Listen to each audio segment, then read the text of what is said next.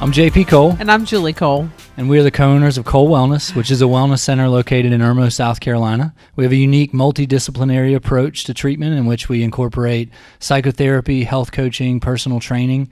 And in the last few years, we've recently added massage therapy, chiropractic, and psychiatry as well. Yep. And we're just welcoming you to our Build Your Best Life series on our Cole Wellness podcast. So thanks for being with us, and we look forward to offering you some really good content. What's up, everyone? I'm JP Cole. And I'm Julie Cole. And welcome back to the Cole Wellness podcast. This is Frazier. This is Frazier. This is our mutt. Say hello. All right, Frazier is the joy of our house. Subject of so many things. Yeah. So welcome back. Thank you for listening. We are obviously coming to you from our room over the kitchen, like Ty Lopez, here in my garage, here in my room over the kitchen.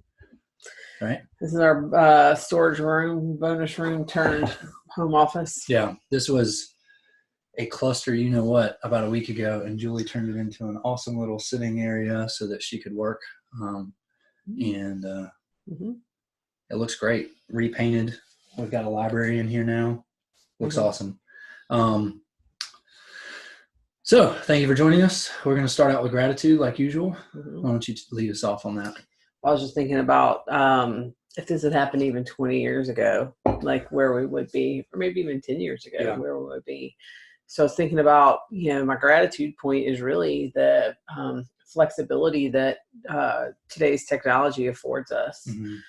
For me in particular, that meant that as soon as schools released, I was able to move my clients to a telehealth platform and do telehealth from home while also crisis schooling my kids. I have gone from calling it homeschooling to crisis schooling because it really is, and then also just being a person in recovery, the capacity to continue to engage with the recovery community and attend meetings on Zoom and just stay in touch with our friends. I mean, we have Zoomed a lot with our friends too, and in fact, actually, probably because everybody's home, there's a lot more opportunity to be intentional. And I think that kind of, that flexibility or intentional, the idea of being intentional is something that kind of lends to what we want to talk about today.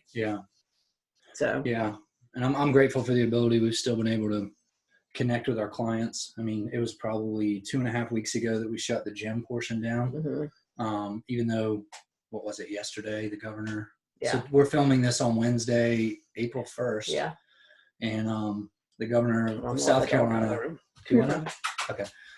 the governor just announced, full non-essential closures yesterday, but about effective today. But about 2.5 weeks ago, we shut the gym down because we felt like it was a good decision in the best interest of our clients and our family, and but we have been able to still see clients via telehealth, which thanks to our electronic health record and technology and fast internet speeds when they finally get out here to upgrade ours, we're able to do that. So I'm very grateful that we can continue somewhat with our business, and that helps out a lot.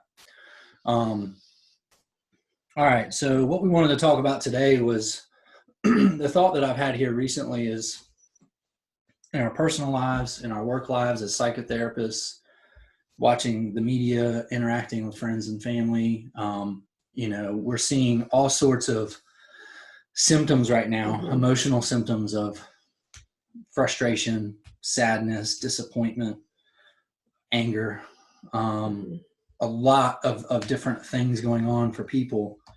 And we're not the first people to mention this, but I think it's worth kind of diving into, which is the underlying thing that we're seeing with all this is really just this overwhelming sense of grief that our population and humanity as a whole is having to deal with right now. And so we kind of wanted to take a few weeks and start a series on just grief. And we're going to start this week just discussing the grief of the COVID-19 crisis and everything that's going on, It's an interesting timing too. I mean, just like when you think about, whenever anybody goes through nutritional changes, especially when they started like cutting out toxins from their bodies, they actually have this pushback about, between 14 and 21 days in where the toxins really start moving out of the tissue. Right. And so a lot of times people actually have a moment where they puff up a little bit or they feel bloated. And that's really the process of like really kind of getting deeper in, like toxins kind of moving out from that deeper space. And there's something that's happening, here we're about 2 weeks in, 2.5 weeks in, we are. we are. But I was talking about in South Carolina and across the country, say for like places like, Washington and New York. But a lot of us are just in this place where we've been kind of distancing, staying at home, doing those kinds of things for about 2 weeks now. And so all of the things that the early superficial things that people do to kind of escape reality, are kind of getting worn out. People are sick of the, shit snacks. People are sick of, binging on television. People have, either hit the end of their capacity to really kind of plan at home projects. And this is the place where there's a collective recognition of self. Yeah. The distraction techniques are starting to wear off. I mean, we're literally going to be forced inward. A lot of us. Yeah. I've seen a lot of people talking about that here recently. And some people are going to be able to have the skills to do that because some of us have been working on that for years as a part of, therapy or recovery programs or mental health or, part of a change journey. And some people are going to really suffer because they don't have the skill sets. Yeah. That's kind of what my hope with this is to be able to talk about some of those things to help people kind of work through some of that, because as the crap food and distracting yourself, for a couple of weeks there, people were distracting themselves with just working out all the time, and whether that's outdoors or at gyms that were still open. And there's only 8 episodes of Tiger King. Yeah, there's only 8 episodes of Tiger King, which, by the way, the greatest thing that's happened throughout this whole time period so far is all of the meme content from Tiger King. So if you're making that stuff, please continue to do so, because it has brought joy to my life. But a lot of that stuff is starting to wear off, and we are going to have to take a look inward. And for people who have not been practicing that, I mean, it's hard enough for us, and we do practice that. We help other people practice that for a living, and it's hard to slow down long enough and get quiet and go, all right, well, what growth can happen during this time period? I think it's, I saw a great, on my men's group, somebody shared a talk by Eckhart Tolle, and he was talking about, basically how addicted to business and busyness we've been, and now we're being forced into a time period where our businesses are shutting down and our busyness is shutting down, and we're having to go, what are we going to do with this 168 hours if we're trapped in this house?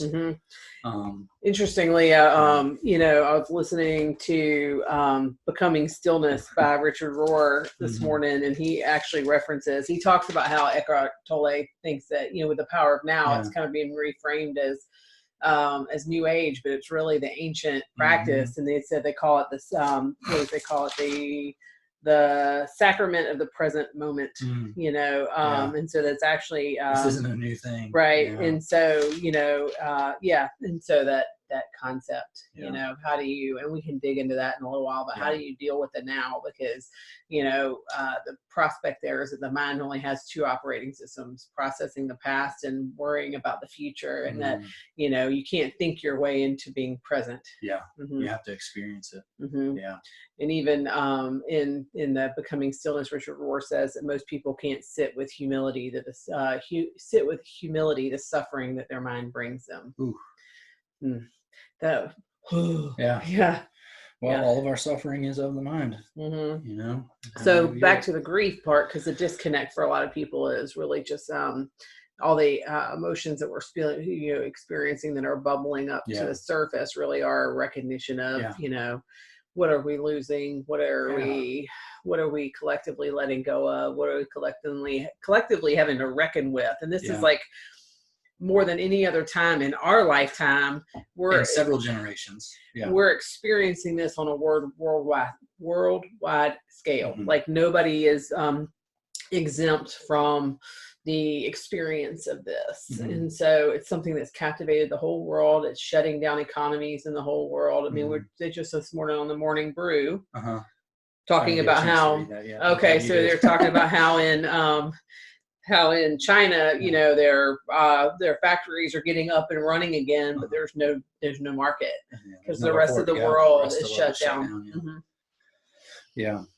So so this is like, it's just, you know, there's these levels to it, but from the microcosm of our own mind to the experience of the entire world. Yeah. Save for the earth, which is healing. Yeah. I think we all are healing. Yeah. We're being brought to healing if we're able to embrace it. Yeah. I think that there's a, and we'll get to that, but I think that there's a great wealth of opportunity for personal, familial, community, and humanity growth through this, because we are being faced with something that's beyond anything generations have ever experienced. If it, you know, several hundred years, but since something has touched literally every aspect of human culture like this. Especially in such an interconnected global world. Yeah. Yeah. So what kinds of grief are we seeing? I mean, I think that's something that you talked about in the blog, is all the different ways that it's kind of, you know, it's manifesting. Yeah. And that we're seeing. I think that it's kind of like how anger is always a secondary emotion. I think a lot of our emotions are secondary emotions. I think that, you know, a lot of the anger, frustration, finger pointing, wanting to find blame in whether it's our, you know, our government or some other country's government, or people not handling it well, or the conspiracy theory, all this other BS that's going on right now that's super toxic, is really just trying to divert our attention from the reality of that, this deep, you know, grief is defined as this deep sorrow over the loss of a loved one. And I would expand that to say, you know, that it's also over anything that's important to us, whether that's people, places, and things. You know, it's we're experiencing as humanity this deep sense of loss. Some people are already to that place where it is a family member, it is a friend, it is directly affecting you. But then there's the rest of the world that's experiencing this. It's your business. You know, it's your reality. Yeah, it's your business. It's your cultural norms. You know, it's like I had somebody share with me the other day, like another guy that was like, I never realized how important it was for me to be able to like embrace and hug other people. I can't do that now. Like, we're Southerners, so we do that. That's and people in recovery. It's a common thing. Like, we're very intimate as far as like, you know, our spaces, handshakes, hugs. We're in each other's spaces, and like there's this sense of grief over like that is changing. Our cultural norms are changing. Like there's this, and you know, it's easy to point the finger and be like, oh, people are being selfish or this or that. But at the end of the day, like I get it. Whatever aspect of that you're experiencing this grief, like it makes sense to me that people are angry and wanting to point the finger, or scared to close their businesses, or, you know, quarantined in their homes, not wanting to go outside, or scared to bring, you know, like all of it makes sense to me at this point, because what we're really grieving is this loss of life as we know it. Sure. You know, well, my dad sent an interesting text the other day. My dad is like, I'm going to say this on here because you're going to see it. My dad's a really talented writer. Like he's an excellent writer and an excellent storyteller. You should write blogs for us. I know. Seriously. My dad is an excellent storyteller, and he does these reflection things. He texts to me, and I won't get too deep into it because then he'll stop sending them to me. But he sends them to me. He kind of sends them to me so he has an outlet. And the other night he was like talking about all the things he survived. He was like, you know, like, you know, we're I'm an EMT, you know, responded to drug overdoses, or, you know, protests during the Vietnam War, and, you know, there's, you know, people are beat up and bloody and you don't know what's going on. They may have been, you know, doing all kinds of crazy stuff, and you know, we're in there in the blood and the guts and no protective equipment. And, you know, and he just talks about all the crazy things and wild experiences he's had in his life, you know, that he survived. And he's like, you know, wouldn't it be something to touching my face is what kills me, you know? And so there's this piece of that too, you know. I think that, for a lot of people, it's really trying to take their control back. So collecting out on the lake, taking your control back, right? Going to the beach. Some of it's really not selfish denial of the problem. Some of it's just, kind of almost like a YOLO. It's like a literally like, well, I don't want to give this aspect up. I'm unaccepting of the fact that my life needs to change. And this virus is not going to take my freedom, my reality, and we are seeing the other side of that. And I'm not, here's the thing, like, we don't know. We know that in politics, especially global politics, there's all kinds of stuff we don't see, that we'll never see, we'll never understand. There's all these undercurrents. So I'm not discounting conspiracy theories, because the truth is that for some of them have a lot of truth to them. What I'm saying is that conspiracy theories are our own version of this, right? If I'm worried that the world, that there's a grand conspiracy, it's still a distraction from my own mind. Right? Yep. It's still a distraction from my own mind. Just like going out and going to the gym when I know that being at the gym might not be healthy for me or my family, or, braving Walmart. And for those who don't know, I don't know how many people are hearing us from afar, but, probably none, but maybe some. But we're in Irmo, South Carolina, and it's a small community. And the sad part for us is the vast majority of our friendship network are people who are small business owners, and so we're collectively, like, we are literally, like, I think about our crew of people, like, a lot of us are small business owners or bought into businesses that are dependent, interdependent on this community aspect. We're not, big franchises. And we're all kind of sitting with the weight of, what does this mean? What does this mean for us? And so even just getting caught up in the worry of what's it going to look like? The powerlessness of, does this thing unfold for another 2 weeks, another 6 weeks, another 8 weeks, another 3 months? We don't know yet. We'll see. One thing that we've had to reckon with, we've found a lot of escape in planning trips. You're like, I don't want to fucking talk about it right now. We are. I looked at the counter the other day. We are 7 days away from the most epic trip I had planned in my entire life for us. We're supposed to fly out and go on our epic national park Makes me want to fucking cry just thinking about it. Excuse my language, but it just is what it is. We had to cancel everything as of, that's the least of our worries at this point. I know, but it's still frustrating. Yeah, absolutely. And I need to honor that, which is that it's not a selfish thing. It's something that, it just is what it is. It's unfortunate.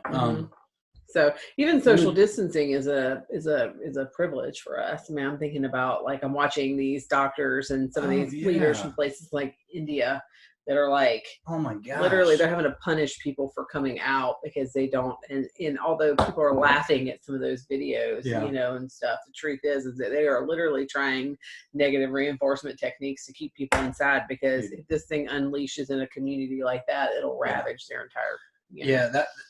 I'll tell you another thing that I'm grateful for is the fact of, through practice and through empathy, being able to kind of elevate the mind above that, egocentric place of being able to consider that, my life, our family, Irmo, South Carolina isn't the center of the universe, and how grateful I can be, and how really just, I guess, sad, and my heart goes out to the other parts of the world that, like, we'll never experience. No matter how bad it gets here, we have no freaking clue of what it could be like somewhere else.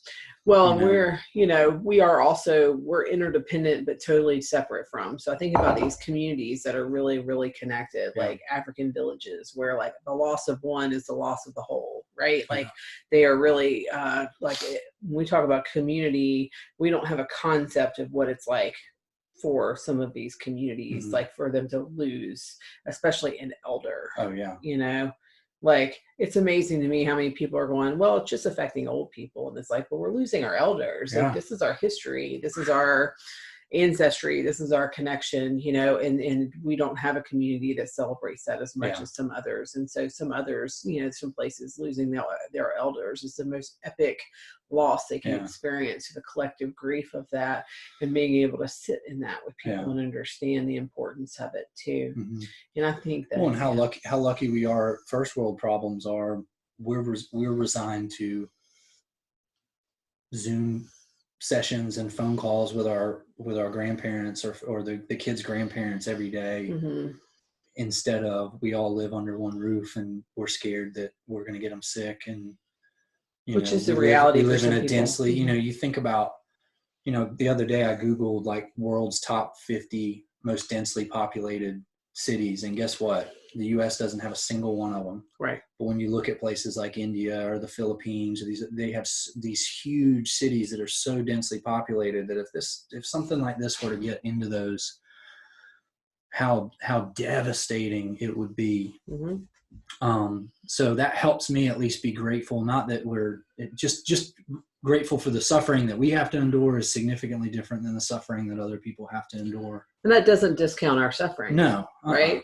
No. And so I think that's the point you were making earlier, is how people suffer it is really individualistic and unique, but it's not right or wrong. Yeah. And so we have this tendency in really to avoid going inward by looking outward. So instead of focusing on really, a great example for us is we can look around at, all the people who might still be operating their businesses when we've opted to just shut ours down, and instead of focusing on that and really feeling powerless over it, it's more of let's make a choice to focus on how we can evolve our business. Yeah. Like, this is a challenge for us to try to evolve our business. Not everybody, that's also privilege. Not everybody has that opportunity or option, but we're working to try to do it.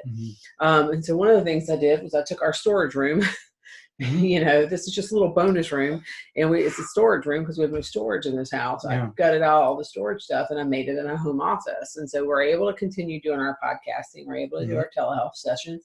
We're able to come in here and just take 5, do some meditation and practice the things that we are kind of encouraging our people to do in a space that doesn't feel hijacked. Stolen by the children. Because there's not a space in this house that doesn't have like crazy kid energy in it. So I think the grief comes out in so many different ways, and we could really delve into that. I mean, but the truth is that it can come out in 1,000 different ways. And so I think the bigger thing is for us is just having the conversation about naming it grief. There's an old quote I saw, and I always butcher it, but I say, I sat with anger long enough that she finally whispered to me that her name was grief.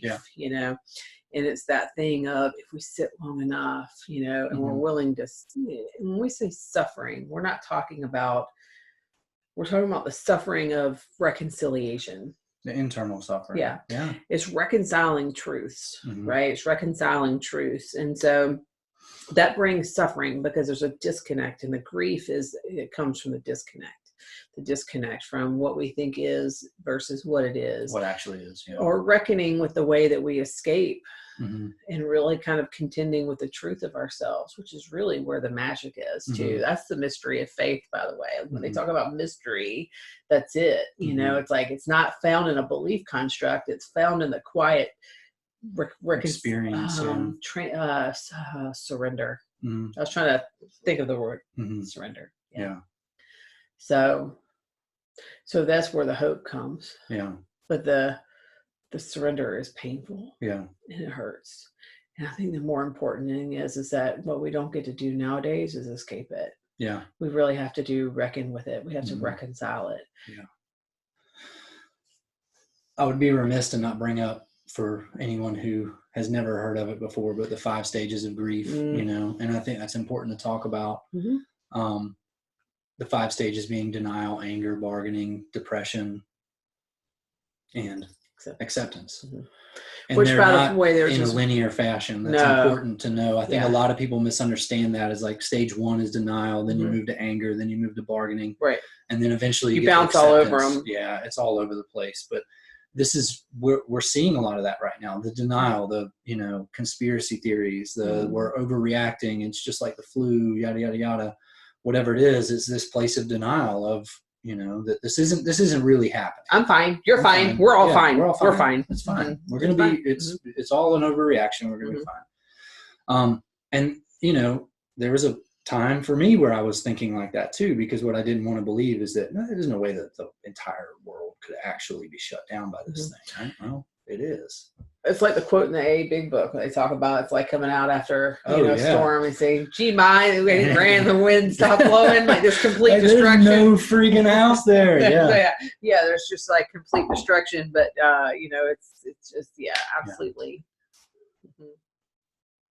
So maybe you're finding yourself at a place of denial that it's frustrating. It's easy to buy into this idea that it shouldn't be like this, and it isn't actually like this. And if we just keep on keeping on, it's just going to go away. Unfortunately, that doesn't look like the case. So if you feel like that, I just want you to know that I understand. It makes sense that you feel like that. And, it's okay to feel like that. It makes sense that you feel like that. And it might be important to process and accept through that and move beyond that place of just denial that this thing is happening. I wish that we weren't closing everything down, but guess what? We are. Yeah. It is what it is. Well, that's where that sitting with curiosity rather than criticism is so important, right? So how do we deal with denial? Well, we get curious about the things we're feeling denial, like we're feeling rigid about. I think that's the sign, is that rigid, like that either or, black or white, it is or isn't. I am, you aren't, or I'm not and you are. It's this dichotomy. We create this either or, where we lift ourselves up to feel like superior as a defense mechanism. Yeah. That's denial, by the way. Yep. And denial's been so abused in recent years, but it's using these, defense mechanisms really to just kind of to push everything away. And that's one of them. Yeah. So the next one is anger. And I see that very prevalent right now, us being angry that life is changing, that our things are being shut down, that our freedoms are being taken. People angry that we can't go outside, or we shouldn't do this. It shouldn't be this way. Or that the mop is broken. Yeah, Julie went ham on a mop. If you follow her on Facebook. It's a public post, so even if you don't follow me, you can find it. She apparently lost her shit on a mop last week after the kids semi-broke it, and she got upset because she needed it for something, and so she finished breaking it in front of the kids, like the ultimate warrior or something. The kids are like, Mommy went crazy today and destroyed a mop. Yep. And what a great learning opportunity for the kids. I told my stepmom this morning, I was like, your kids need to see how crazy you can actually be every once in a while, especially when you're cooped up in the house everywhere. So, but anyway. Yeah. So anger. But anger. If you're feeling angry, we understand. It makes sense. Well, and anger really is getting to this underlying piece, because I feel like that's what, anger is really reckoning with the powerlessness. Yeah. Right? And what happens when we get angry is we externalize. So it's part of it, the externalization of, if you would just, or if they would just, or if this didn't happen, or, it's that piece, that piece of, it's really an externalization. Yeah. We externalize our locus of control. We give the power externally. And that's where the anger comes from. We feel completely powerless in the situation. I wouldn't feel like this if A, someone else had just handled it differently. If we had acted faster, if some other country had acted faster, if other businesses would just do it, you know what I mean? It's easy to externalize that and justify, that's why I feel this way. But the real reason I feel this way is that I'm grieving the loss of things in my life, Sure. Or, the just the suffering that comes from it, which I think is where that depression comes in. Yeah. Which is the next phase. So a lot of people have a deep, sadness and dealing with depression over this. And that's coupled with, or is it bargaining? It's bargaining. Bargaining. Sorry. Yeah. So bargaining, is this concept of like, if I do this, I'm starting to see it. But if I do this, then this suffering should go away on my terms. It's this attempt to control, you know what I mean? Like you see a lot of people like, okay, well, I'm going to shut down for 15 days. And this thing better be over by then. You know what I mean? Like everything should be fine if I do this thing. If I stay home for a couple of days for a weekend, I should be able to go out after that. I should be able to, and it's this manipulation of like, if I give a little bit, if I accept a little bit, then I should be able to get what I want out the other end. And the truth of the matter is the real powerlessness here is we don't get we are having to accept the fact that we've never been in the business of outcomes. We've always been in the business of processing. So I can control the process, but I've got no control over the amount of days, the length of time, the intensity, the I have no control over the outcomes here, so I can't bargain with it. Well, the recognition that we can't bargain with it is where the depression comes in. Yeah. Yeah, absolutely. It's this deeper acceptance of like, I really can't do anything about it. Well, it's not even acceptance yet. It's just recognition, Mm-hmm. It's that, oh, wait. So for some people where we are personally, a lot of people is like reckoning with the fact that, oh, wait, these crappy snacks and this Netflix binge and, my poor, like the addiction of whatever, the addiction is really our mind. Yeah. Like it all stems out from there. And so it comes into 100 different forms, but it's a reckoning with the fact that like at the end of the day, like I can't change it. Yeah. Like the only thing I have power over is me. And there is a truthfully, like that's where the real, like the acceptance brings new hope. But the process of just burning down to that point is a process of suffering and pain. Mm-hmm. When we say that, it just sounds so negative, but I mean, like, it's the suffering that comes from it. Well, I think that that's like the Buddhist principle, like that suffering is a part of life. Mm-hmm. Like it's this natural part. The more that we deny that should be a part of life, the more unrealistic our expectations are, and the more we suffer, rather than just understanding that there are going to be times where there's going to be suffering, there's going to be discomfort. And the more that we can embrace that, the more that we can grow from it. Because the other truth is that all growth comes from discomfort. Sure. All of it. Absolutely. Well, and there's this concept that you can't heal something if you don't acknowledge it. And acknowledging it also means embracing the good and the bad aspects of it, the positive and the negative. Yeah. Right.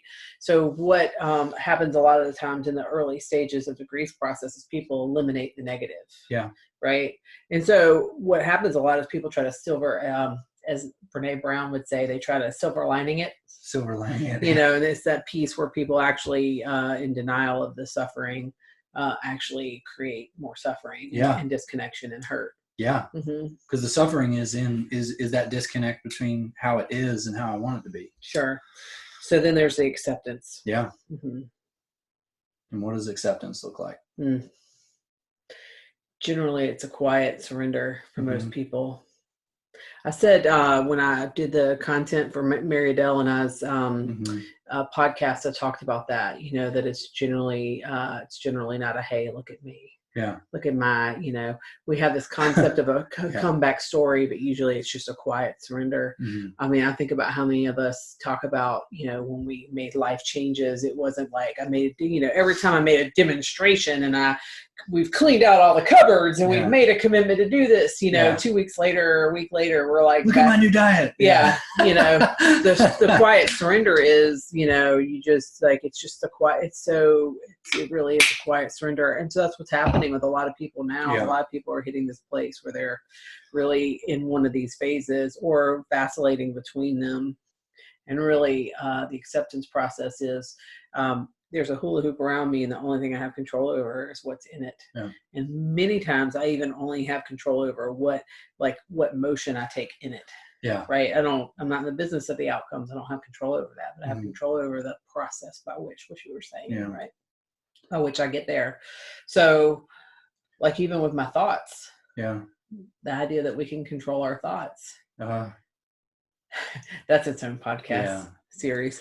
But a really good exercise to work, really reckoning with grief is observing, just taking a moment to really just observe your thought process and sit with it for a minute, not judge it, not label it. I actually pulled a quote from Richard Rohr. He says, let reality get at you as it is. He says, without judging it, analyzing it, criticizing it, explaining it, controlling it, or even understanding it. Yeah. Just let it be. Let it be. And name it. Yeah. But be aware of it. Yeah. Mm-hmm.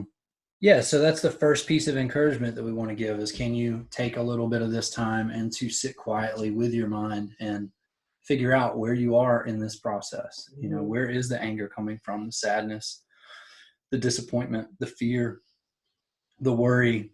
What is below that? Why is it there?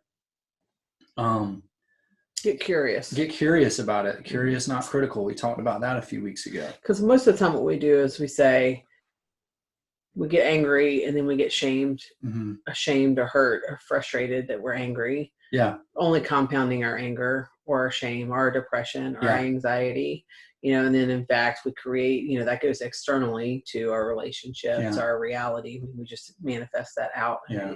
It's an interesting word for a lot of people, but there is something about, expressing it out and creating, creating so much of our own realities. So a couple last thoughts about acceptance, and we talk a lot about acceptance in the recovery fellowships, but I always say, people say, "Oh, I should just accept this." And I go, "What the hell does that even mean? Who does that?" Yeah, you can't. This isn't a cognitive thing. It's an experiential. It's an experiential thing. Like there is no cognitive skill or line of questioning you can give yourself to get to a place. It's something different. And when you look, it's kind of like looking at the stars at night. When you look directly at them, sometimes it's the peripheral that it comes out at. Like you don't get to pick. All right, today I'm accepting this thing.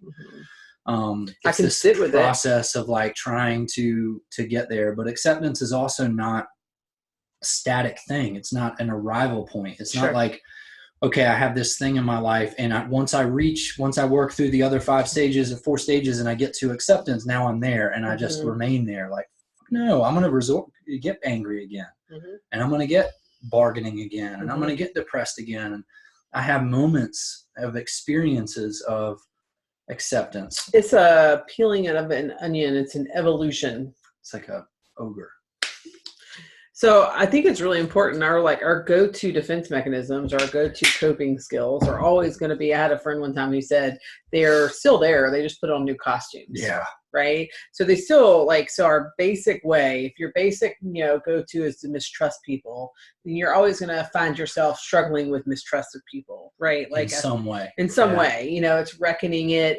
And it's so also acceptance is understanding that you're not going to come to this aha point where you just understand it and then you live out life. It's understanding that you'll reckon with it again and again and again and again and again in different ways. And it literally is like almost creating this tapestry of a 360 view that in understanding we'll never get the full view. Yeah. We're still limited by the pinprick of our own perspective. Yeah. Which is very small for me. Yeah. Yeah. No, but I think that, it is interesting. Eckhart Tolle and other folks do believe that so much of what happens in the processes of our conscious mind are useless. Yeah. It's static electricity. It's just noise. Yeah. And so one of the things we get an opportunity to do here is reckon with the noise. Yeah. And try to practice getting a little bit quieter and figuring out what's below that. So I really want everybody to understand grief is a normal process. Like you have to normalize it. Like you have to understand, you don't have to, I'm like judging, but you better. It's just important to sit with it, because, sitting with it allows it to flow in and through. Denying it only creates more of it. Yeah. And so that's part of the acceptance process is it's just acknowledging that it's a mechanism that is natural. Yeah. It's a natural part. I think in some way we're all going through this in our own way right now. And one of the greatest tools that we can share is the practicing of mindfulness or meditation to get quiet, to experience, to get curious about what's going on internally with us, to not judge it, to just be with it. This is one of my, when we first started the social media for the business, one of my very first posts was like, grief is a beast. And it was, not too far past losing my mom. And I talked a little bit about how grief is like this monster in the closet that wells up and it comes and it goes and it comes in waves. And it's just this, you can't really, get your fingers around it. We all experience it. We all deal with it. The number one thing that I found for me is to get curious, to allow myself to experience it. And that at any point, it's not in the judging myself. Like most of the suffering, and we'll talk in future podcasts about losing a loved one, about life, transitions and all the other different places that we're going to make this grief thing a series. Yeah. We just wanted to start off with what we're seeing with COVID-19, but and I kind of lost my train of thought, but what was I saying? I lost my train of thought too. A brain fart.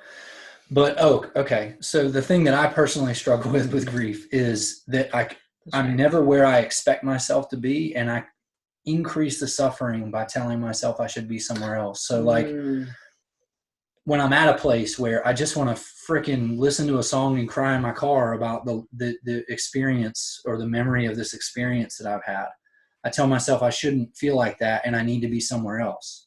Or when an anniversary or something comes up and I judge myself for not having thought about this thing, and I go, well, you should feel bad about this thing instead of just being where you're at. So part of the mindful process is just acknowledging where you're at and allowing yourself to be there, because it makes sense if you're angry, if you're bargaining, if you're depressed, if you're sad, if you're right. Whatever you're feeling, it makes total sense that you would be there to allow yourself to be there, and then to challenge yourself to move past that, maybe, instead of just judging yourself for where you're being. And I think that's the biggest tip for grief that we have, is there's no getting just over it. It's about experiencing where you're at. Like right now, it makes sense that this is a time of sadness, and this is a time of anger and frustration. And we all need to focus on what's the best thing in the present moment for ourselves, for our family, for our communities, and for humanity as a whole. Right. And it's that, going back to what you talked about a few weeks ago, is that, that shift of, if you're hearing this in a place of anger, this is going to feel like really almost like a slap in the face. But that concept of, this is not being done to us, how can it be being done for us? Yeah. Right. So what can we grab and hold up? Because there's an opportunity for everybody. Yeah. Like, I don't care what your circumstances are.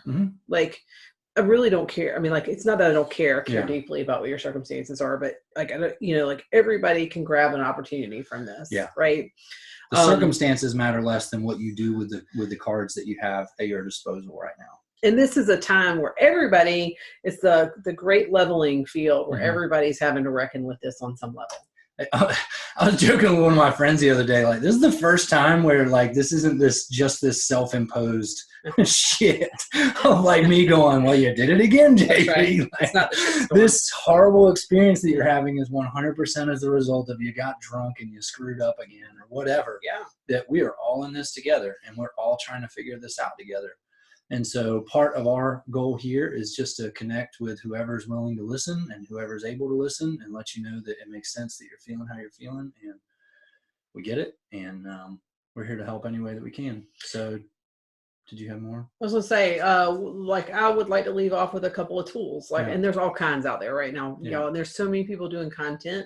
I will say, this is the best time to be really mindful of caution with people who think they have your answers. Yeah. Because like we're talking about, this is not an endpoint. Like, this isn't finding an endpoint or having somebody say, this is what you should do to feel better. Because the truth is that, if we go back to that concept of, letting reality be what it is, not judging it, analyzing it, criticizing, explaining it, controlling, or even understanding it, means that not only us, but others, So this is a great time to sit with people who can just sit with you in it. They can help you be curious, to help you grab at it, and really give you the tools, so sureness and assuredness. Like, there's a difference between being sure that I can help you uncover your own process, which is a good therapist, right? And me thinking I know what your process is. Yeah. I don't know what people's process is. Yeah. Like, I have a set of techniques that I use, and for you to figure out how to do your process. Right. To help guide people. Yeah. Right. And so I think that that's one thing to keep in mind, is that, at a time when we feel insecure, it's easy to try to grab onto somebody who feels sure, but sometimes that can actually, get us further from, really reckoning with the truth of our lives. Yeah. Right. And we're helping them also not reckon with the truth of their lives, and so that's, that's one thing. And then the other thing is, what are some tools, basic things like meditation. And we talk about meditation and everybody kind of goes, and it's really the simple, you can do all kinds of stuff. There's Calm, there's 10% Happier, there's Headspace. I mean, I'm sure people will be happy to I share. love 10% happier. Yeah. There's a million different things. And there's also the experience of just sitting quietly Yeah. and noticing your mind and trying not to get attached to the thoughts. Yeah. There's a million free YouTube videos. A lot of different apps are giving out free content. Oh, everybody's now. got free content right now. Like, this is the time to capitalize on it. Yeah. You know, there's a, like we've mentioned Richard Rohr, Eckhart Tolle, Thomas Merton. Like, I can think about all these kind of folks who got, readings. We've mentioned the happiness trap before. Yeah. Like, what a great time to dig into something like that. Yeah. Falling Upward by Richard Rohr, The Power of Now, Eckhart Tolle. I mean, like, I could go in. So these are all these tools, and you can reach us at info@colewellness.com if you have questions about any of the ones that were brought up. But really, it boils down to how can you create a discipline in your own life of just a few minutes a day of sitting quietly with a daily reading and sitting quietly with your mind, or an app that gives you a 5 or 10 minute guided meditation or mindful practice. There's tons of helpful books. If you have a therapist, your therapist can help teach you some skills with that. There's a lot of wonderful breathing exercises. Maybe, we'll definitely, we talk about meditation almost every, day, but maybe we'll do a series on that as well. But breath work. My encouragement is that I know what works for me. I'm trying to challenge and encourage people to figure out what works for them. So can you partition, we've got the time, can you partition 2 to 5 minutes or 10 minutes a day to get quiet with no distractions and just observe what's going on internally? Because it can be a huge help for you figuring out a process that works for you to be able to walk through some of this stuff. Because even as a clinical therapist, we don't know exactly what's going to work for each and every person. We're trying to figure out our own path and provide people with tools to figure out their own. Yeah. So thank you for doing this with me. No, thank you. I've got a telehealth appointment, so I'm going to get going. I have some kids to contend with. Yeah, they've been real quiet. So something is definitely on fire, and the dog is dressed up and covered in roasted marshmallows or something. Poor dog. Oh, poor Fraser. Yeah. He's gotten a lot of extra love. He literally looks like, I come in at the end of the day and he looks like he's been in a war zone or something. He's like, please help me. We'll have Fraser on more now that we're doing podcasts from home. So thank you for listening. Yeah. We very much appreciate it. You can follow us at colewellness.com for all of our blogs and podcasts. We're available on Spotify, iTunes, and YouTube. Also Instagram, Facebook, Twitter, LinkedIn. And we are going to continue to stick to our goal of at least one a week, possibly more as we get further into this thing. We will see. JP and I are both on TikTok. That's a whole other escape. TikTok. Great. Escape route. Anywho. I don't know what she's talking about. I'm just kidding. She knows what she's talking about. Y'all have a great week. Thanks.